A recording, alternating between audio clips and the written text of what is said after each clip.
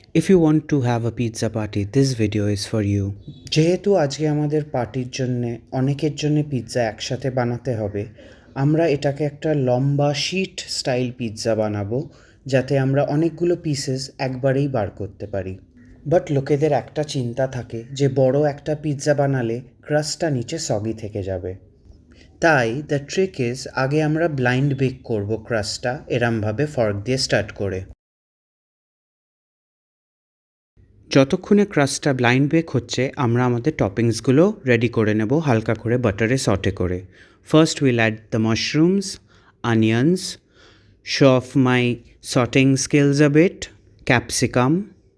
তারপরে জাস্ট কিছুক্ষণের জন্য সটে করবো যাতে কাঁচা ভাবটা জাস্ট চলে যায়, তারপরে সরিয়ে সাইডে রাখবো।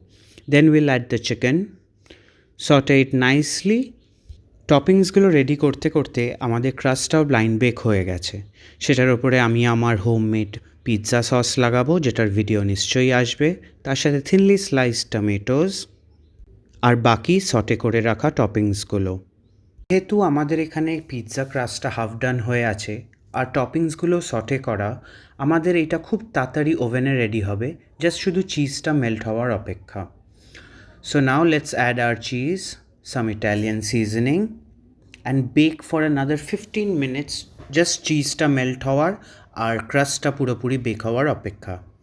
And tada, your loaded pizza for the party is ready.